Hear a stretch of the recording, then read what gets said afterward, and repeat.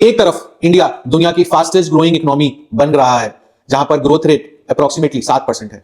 Banks पत्थर जैसे मजबूत हैं, इंफ्रास्ट्रक्चर रिकॉर्ड लेवल पर बन रहा है, और इन सभी चीजों के बावजूद जब एक न्यूज आती है कि डॉलर रुपए के कंपैरिजन में 92 रुपीस पर डॉलर पहुंच गया है, तो यह इंस्टेबिलिटी आखिर क्यों?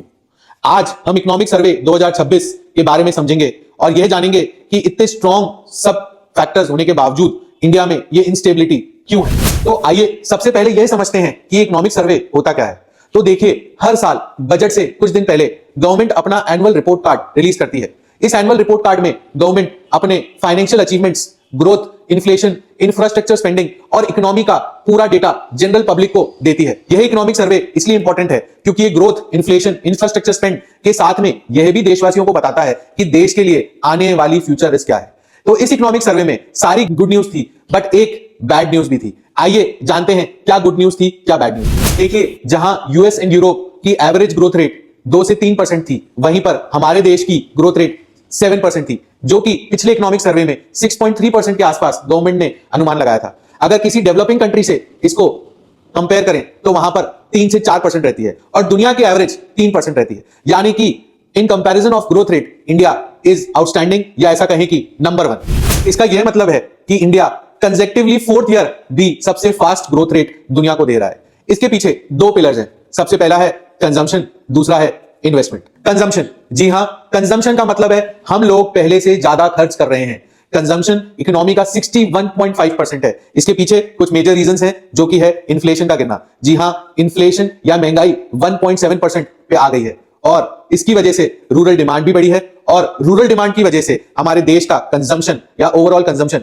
बढ़ा है। दूसरा पिलर था इन्वेस्टमेंट। जी हां, हम लोग फ्यूचर के लिए बिल्ड कर रहे हैं, चाहे नई फैक्ट्रीज हो, रोड्स हो, इंफ्रास्ट्रक्चर प्रोजेक्ट्स हो, सैनिटेशन प्रोजेक्ट्स हो, वाटर पाइपलाइन प्रोजेक्ट्स हो। हम हमारे देश का 30% जीडीपी इन्वेस्टमेंट में खर्च कर रहे हैं, यानी कि हम फ्यूचर कैपेबिलिटीज देश की बढ़ा रहे हैं।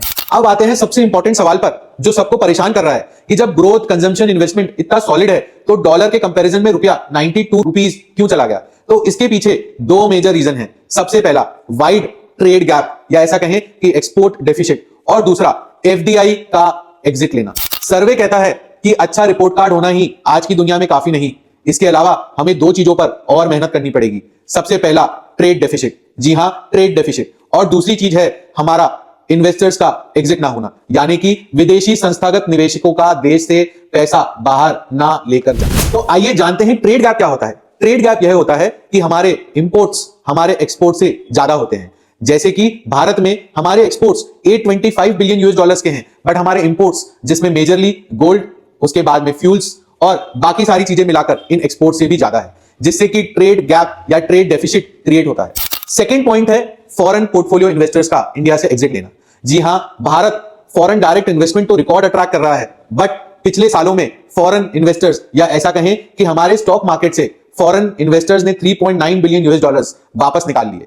जब देश से डॉलर विदेश जाता है आने की बनस्पत, तो डॉलर महंगा होगा, यानी कि हमारे देश के रुपए की करेंसी कमजोर पड़ेगी, और इसी का एक प्रमुख कारण है $1 92 रुपीस के इक्विवेलेंट हो गया। एक और इंपॉर्टेंट रीजन है, वह है इंटरेस्ट। जी हां, हमारे देश की बॉन्ड यील्ड, यानी कि जब हम किसी देश से या किसी संस्थागत निवेशक से पैसा उधार लेते हैं, तो हमें या हमारे देश को उसको 6.7% एवरेज इंटरेस्ट पे करना पड़ता है, यानी कि हमारे देश ने महंगा पैसा उधार ले रखा है। जबकि हमारे जैसे सिमिलर रेटिंग वाले देश, जैसे कि इंडोनेशिया, उसने यही बॉन्ड यील्ड को 6.3% पर कैप किया हुआ है, यानी कि उन्होंने हमारी बनस्पत सस्ता पैसा उधार ले रखा है। सॉल्यूशन क्या है? देखो, सॉल्यूशन बहुत ही सिंपल है कि आईटी सर्विसेज या सिर्फ सर्विस सेक्टर के बेसिस पर देश का कुछ बहुत ज्यादा डेवलपमेंट आगे पॉसिबल नहीं है।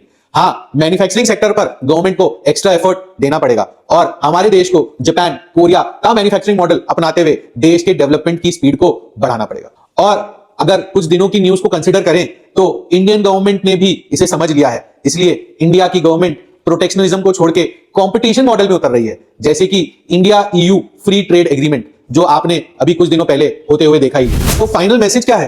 तो फाइनल मैसेज यह है कि इंडिया की ग्रोथ स्टोरी इंटैक्ट है। इंडिया स्ट्रांग है, बट स्ट्रांग होने के साथ में फ्रेजाइल है। जी हां, global tension, global geopolitical risk से अभी पूरी तरीके से हम इंश्योर नहीं है, यानी कि ऐसा कहें कि ग्लोबल रिस्क का खतरा हमारे देश की इकोनॉमी पे अभी भी है, और इसको हटाने के लिए या ऐसा कहें कि विकसित भारत का पूरा मॉडल बनाने के लिए हमारे को एक कॉन्शियस पॉलिसी मैटर या ऐसा कहें कि मैन्युफैक्चरिंग सेक्टर पर फोकस करते हुए देश का विकास करना है। और आपको क्या लगता है कि डॉलर 92 रुपीस या 90 से 92 रुपीस के बीच में रहने वाला है या नीचे आएगा? कमेंट कर जरूर बताइए और ऐसी वीडियोस को देखने के लिए लाइक, फॉलो एंड सब्सक्राइब जरूर करिए।